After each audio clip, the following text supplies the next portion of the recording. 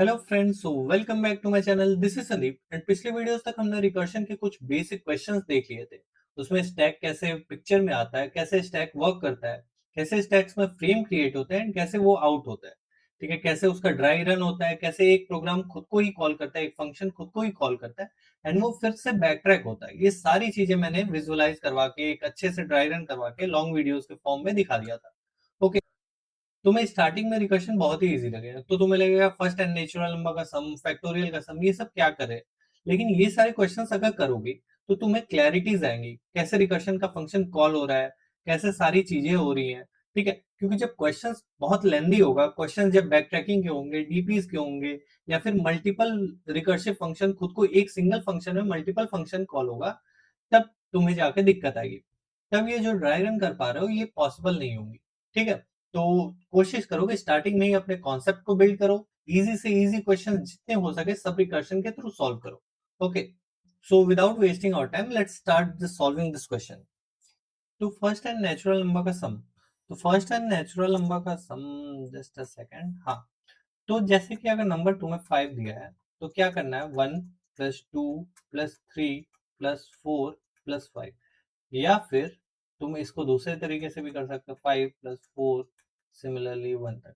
ठीक है, तो फर्स्ट एंड नेचुरल नंबर का सम लेना है एंड वो आउटपुट देना है। ओके, तो देखते हैं, करते हैं इसको। पहले एक मेन फंक्शन होगा एज यूजुअल जो कि एंट्री पॉइंट होगा। ठीक है, अब यहाँ पे इंट एन एक इनपुट ले लेंगे। ठीक है, जो कि यूजर के थ्रू इनपुट होगा। अब क्या करेंगे, हम सम फंक्शन एक कॉल करवा देंगे, क्योंकि सम हो रहा है इसलिए मैंने इस फंक्शन को सम लिया है। और इसमें हम जीरो वैल्यू पास कर देंगे। ये क्या होगा, ये सम स्टोर करेगा। ठीक है, ये जो जीरो है। ओके, सो अब देखते हैं सम रिकर्सिव फंक्शन कैसे लिखते हैं। सम इंट एन, जो कि कहां तक लेना है वो बता रहा है, और इंट सम, इंट आंसर। ठीक है, ये आंसर स्टोर करेगा। अब क्या करना है, अब देखना है इफ एन अगर डबल इक्वल टू जीरो हो गया तो तुम्हें क्या करना है, रिटर्न, रिटर्न क्या करोगे, यहाँ पे प्रिंट कर दो, प्रिंट आंसर। और उसके बाद क्या करना है, रिटर्न कर जाना। ठीक है, तो ये हो गया जब एन की वैल्यू जीरो हो जाए। ठीक है, एन की वैल्यू मान लो 4 है, तो तुम्हें क्या करना है, 4 का सम, 3 का सम, 2 का सम, 1 का सम, इस तरह करना है। और जब जीरो हो जाए तो पूरे का सम हो चुका है, तो इन आंसर दे देना है। ओके, अब इसके बाद तुम सब प्रॉब्लम को कॉल करवा दो। सम n-1, मान लो 5 था तो आप बोलोगे 4 तक का पता करो। ठीक है, 4 वैल्यू तक का, और आंसर को प्लस कर दोगे, आंसर प्लस एन। ओके, यहाँ पे एन की वैल्यू ऐड कर दिया। अब देखो ये वर्क कैसे करेगा, ये तो तुम्हारा बेस केस था और ये था। ठीक है, तो हम देखते हैं इसका ड्राई रन कैसे वर्क करता है। तो हम इस प्रोग्राम का ड्राई रन देखेंगे। ओके, सो इस कितने लाइन नंबर है पहले ये लिख लेते हैं, 1 2 3 4 5 6 7। ठीक है, तो यहाँ पे हम आउटपुट लिखने वाले हैं, तो यहाँ पे हम आउटपुट लिखने वाले हैं एंड यहाँ पे हम स्टैक बनाने वाले हैं। ठीक है, तो देखते हैं। तो मान लो एन की वैल्यू हो गई 5, 5 तक का सम निकालते हैं। ठीक है, देखते हैं कैसे इसका सम आएगा। ठीक है, तो अब देखते हैं सम 5, 0 ये पास करवाया था तुमने। अब चेक किया, n means 5 double equal to 0 है, नहीं है, तो थर्ड लाइन नहीं चलेगा, फोर्थ लाइन नहीं चलेगा, फिफ्थ लाइन नहीं चलेगा, सिक्स लाइन चलेगा। सिक्स लाइन में फिर से सम कॉल होगा, सम n-1 4, 5, यहाँ पे तुम्हारा ऐड हो जाएगा। ठीक है, और ये अब सम दूसरे फंक्शन को कॉल करवा देगा। ठीक है, तो यहाँ पे ये फंक्शन क्लोज है, तो यहाँ के बाद अब प्रोग्राम यहाँ पे चला जाएगा। ठीक है, तो इसमें तुम्हारा प्रीवियस फंक्शन का ट्रैक हो जाएगा, कहाँ तक चला है, 5, 0 का कहाँ तक चला है, चला है 6 लाइन तक। ठीक है, 7 लाइन से एग्जीक्यूट करना है। अब देखो सम 4, 5। ठीक है, अब सम 4, 5 फंक्शन कॉल हुआ। अब 4, 5 कैसे चलेगा, चेक करेगा 4 डबल इक्वल टू 0 है, नहीं है, तो आगे की लाइंस नहीं चलेंगी एंड फिर से चल जाएगा सम 3, 9, 5 + 4 9। ठीक है, और यहां से ये नेक्स्ट फंक्शन कॉल करवा देगा, तो यहाँ पे फिर से स्टोर हो जाएगा सम 4,5, 4,5 6 लाइन तक चला था। ठीक है, अब फिर से फंक्शन कॉल होगा 3,9, 3,9 कॉल हुआ तो यहाँ पे चेक किया 3 डबल इक्वल टू 0 है, नहीं है। ठीक है, तो ये भी नहीं चलेगा। और सम फंक्शन एक बार कॉल हो जाएगा फिर से। सम क्या कॉल होगा, 2,9 प्लस 3 12। ठीक है, तो अब इसके बाद फिर से ये फंक्शन कॉल हुआ तो यहाँ पे क्या होगा, सम 2,12 कॉल होगा और यहाँ पे 3 वाले मीन्स इस फंक्शन को स्टोर कर लिया जाएगा। सम 3,9, 3,9 6 लाइन तक चला है। ठीक है, तो अब चला ये 2 डबल इक्वल टू 0 है, चेक करेगा, नहीं है। तो फिर से तुम्हारा क्या होगा, फिर से ये सम की जो वैल्यू है ये तुम्हारा कॉल होगा एक कम के लिए, तो 1,12 प्लस 2 14, 14 के लिए ये हो गया। ठीक है, अब फिर से ये फंक्शन को कॉल किया गया तो सम 1,14। अब इससे पहले क्या होगा, इससे पहले यहाँ पे स्टोर हो जाएगा सम 2 के लिए, सम 2,12 6 लाइन तक एग्जीक्यूट हुआ है। ठीक है, तो यहाँ पे अब चेक करेगा 1 डबल इक्वल टू 0 है, नहीं है। तो फिर से सम कॉल हो जाएगा, sum equal to, sorry equal to नहीं होगा, तो सम 0,14, 14 प्लस 1 15। ठीक है, तो 0,15 कॉल हुआ।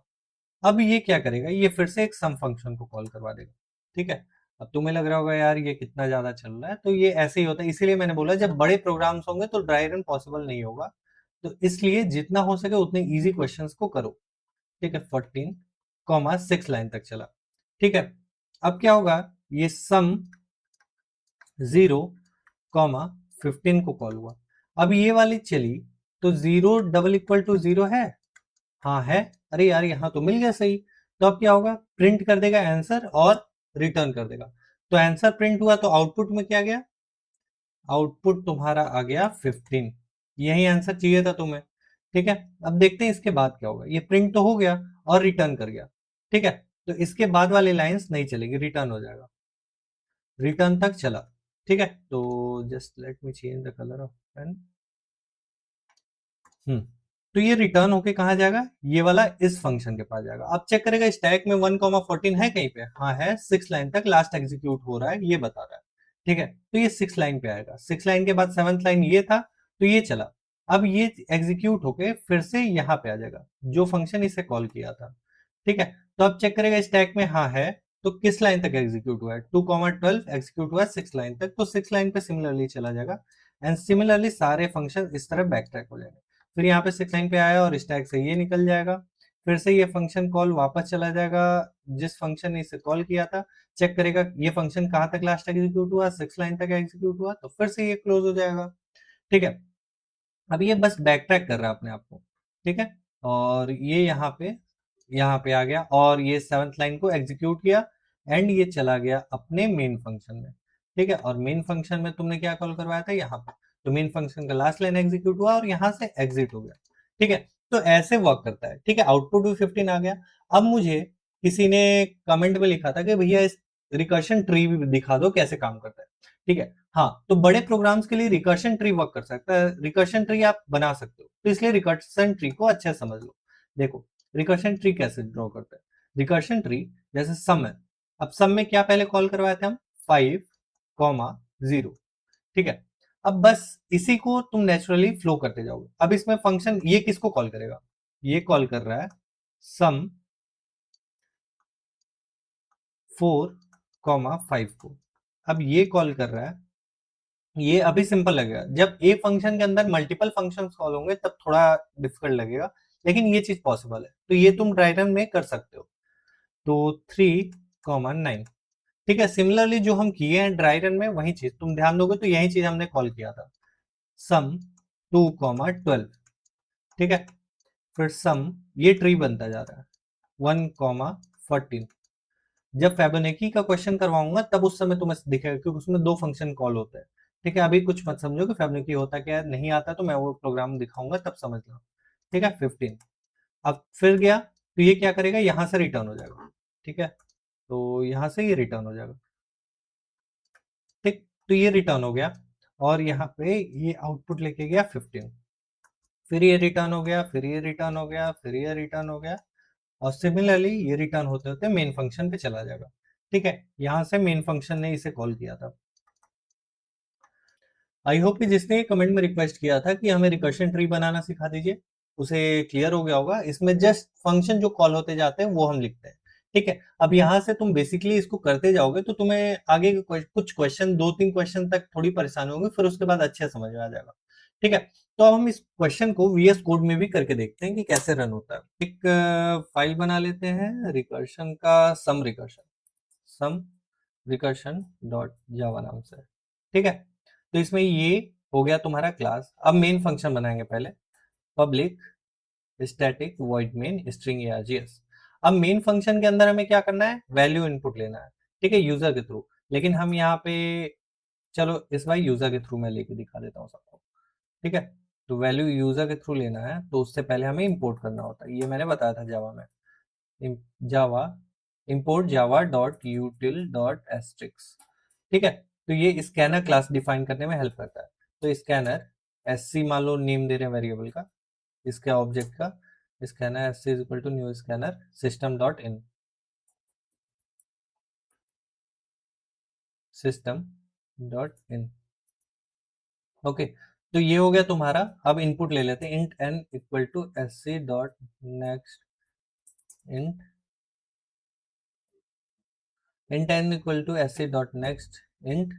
ये एन की वैल्यू मैंने इनपुट ले ली। अब एक सम फंक्शन कॉल करवा देते हैं। अब सम फंक्शन में क्या पास किया था, एन कॉमा जीरो, जो कि सम की वैल्यू स्टोर करेगा। फिर हम सम रिटर्न कर देंगे। एंड अब सम फंक्शन बनाते हैं, पब्लिक स्टैटिक वॉइड सम। ठीक है, और इसमें हम int n comma int answer, जो कि तुम्हारा सम रहेगा। ठीक है, वो प्रिंट करने की कोशिश करेंगे। अब क्या करते हैं यहाँ पे, बस इफ एन अगर तुम्हारा 0 तक पहुंच गया तो आंसर को प्रिंट कर देंगे। ओके, तो system dot out dot print, out dot print, यहाँ पे क्या प्रिंट कर दोगे, आंसर, आंसर जो कि पैरामीटर में है। ठीक है, तो ये आंसर अगर प्रिंट हो गया, उसके बाद क्या करना था, सिंपली रिटर्न कर जाना था, यहाँ से प्रोग्राम से रिटर्न कर जाना है। ठीक है, यही तुम्हारा आंसर है। नहीं तो क्या करना है, एक उसके कम के लिए कॉल करवा देना है, n minus one comma answer plus answer plus तुम्हारा n। ठीक है, तो आई होप कि सबको क्लियर हो गया होगा। अब हम इसे रन करके देख लेते हैं कि ये रन कर रहा है या नहीं।